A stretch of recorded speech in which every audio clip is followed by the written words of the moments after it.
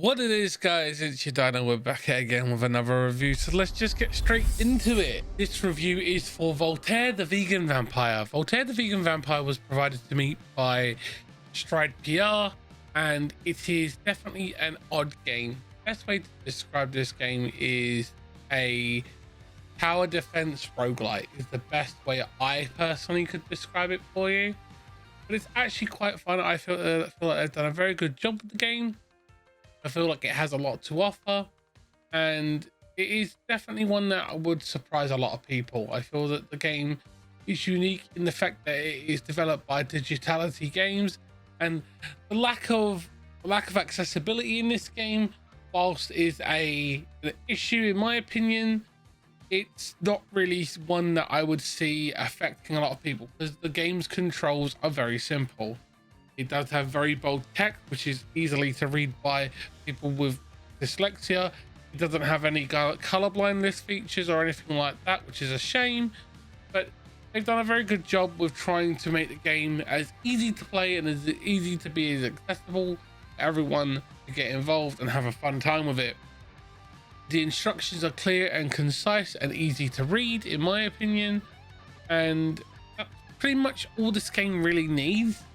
But it's done very well, and it is very unique in the way it plays. It's basically, the best way to describe it is a farming battle sim roguelike, and you do a little bit of farming. It's got aspects of tower defense in it, in my opinion, as well. I will try and leave a link to it down in the description for you guys to check out, so you guys can have a look at it and see what you think of it. I think that they've done a very good job of it, and as always, we will get into each individual section within the review and cover it as best as we can from an analytical standpoint, and we will finish off with my final thoughts as always. So stick around for that and you'll find those out. Gameplay features.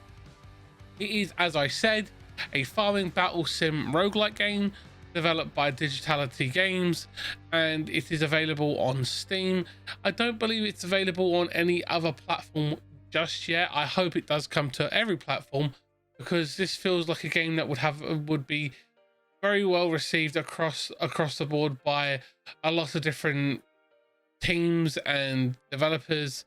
I feel like it has a lot to offer in every aspect. It's a very fun game, and it does a very good job of creating loads of cool and unique features to get people involved. And I think that if they did want to diversify with it, they could probably add like a co-op mode where you could play it with up to one other person, and you could have one person be it could be Voltaire, and one of you could be Morgana, who you will find out when we do the customization in a moment. That will explain more about that.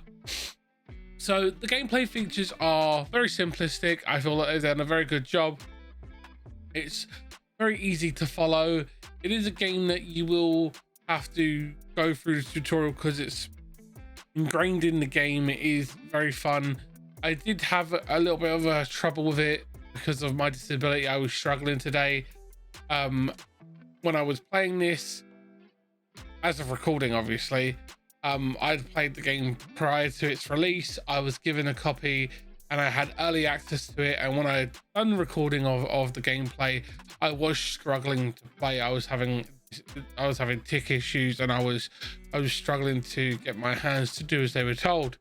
But it is a very easily managed game, and I feel like the only way to make this game better in its gameplay would be to add a co-op mode, in my opinion.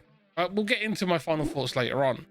Now, as we go into the customization features of this game, the customization features aren't very diverse. They are just very simplistic in the fact that if you want to customize it, it's aesthetics only. You can change the skins of the character you're playing, Mr. Voltaire, and you can make him look like a girl character called Morgana, or you can get like bags on his head and different cosmetic items to go on him and make him look different.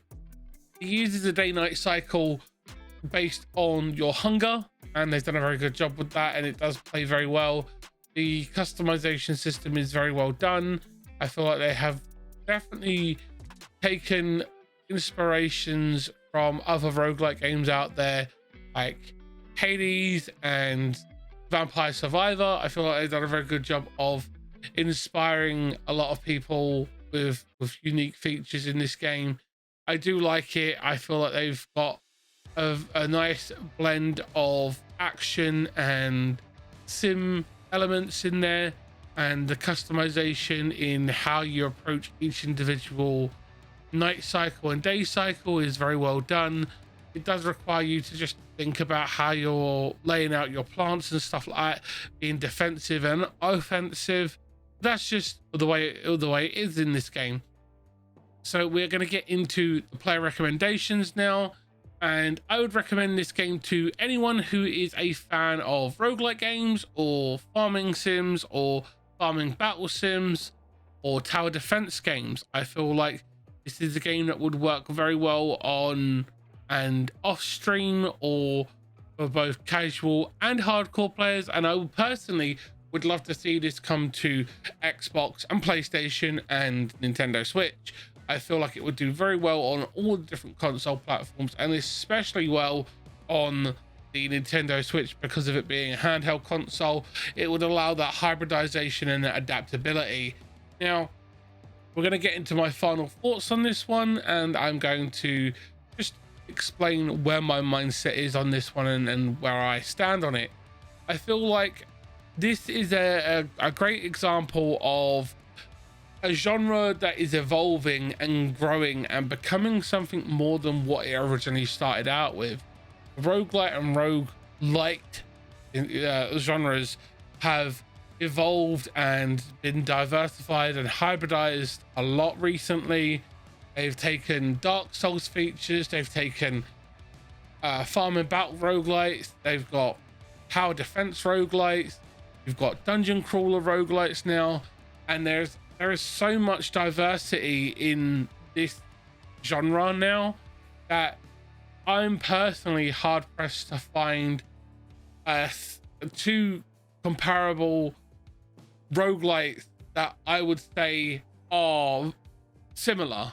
There's so much diversity that it allows for them to create so much more in that space, that we are seeing more and more indie developers come forward and create something within this genre and this space that is, in my opinion, very energizing for the industry, because we're seeing more and more AA studios and more AAA studios taking a go at creating something unique within the roguelite and roguelite space. So I'm very proud to say that this is something that I feel is a good thing for the industry and a good thing for gamers, because it's more variety. So as always, guys, thanks for watching. Like, comment and subscribe, and let me know what you think in the comments, or if you disagree, and I'll see you in the next one. Bye guys, take care.